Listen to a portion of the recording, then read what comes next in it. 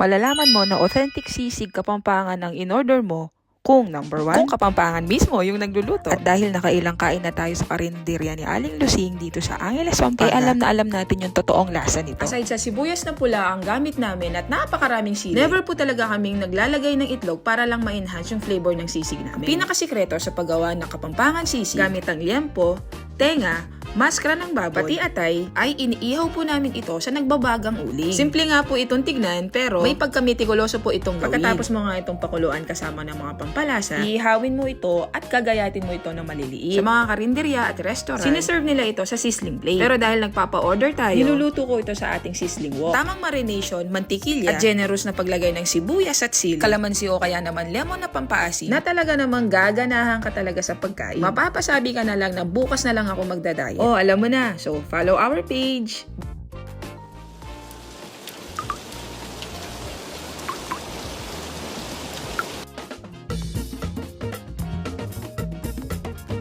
Grabe, ang laki oh. Gawa tayo 5 kilos today. Ang bango, ang may piyesta. Ayos! Ayan yung sikreto sa sisig. Huwag mong tipirin sa atay. Ayan. Iyan ang pampalasa talaga niya. Napakasarap. Pag maraming atay, masarap ang sisig nyo, guys.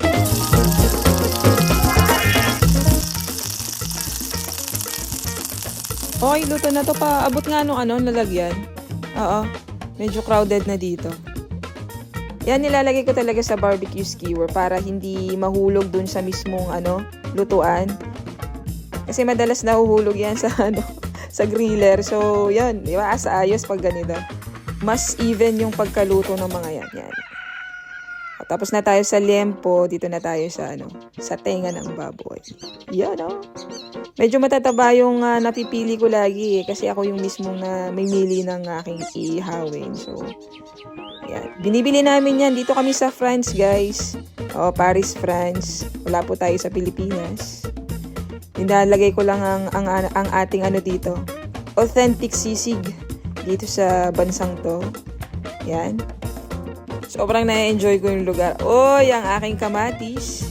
Yan, napausbong ng kanilang mga bunga. Yan, maulan. Tapos sisig yung ginagawa mo. Di beer na lang ako.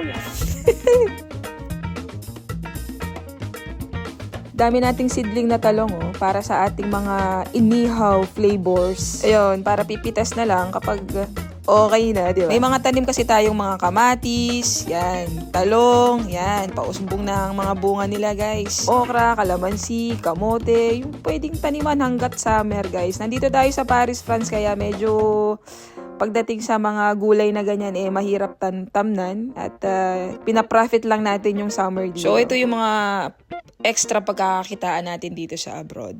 Yan. Ito yung kaya natin gawin. So, yan ang kailangan nating pagkakitaan. Bye!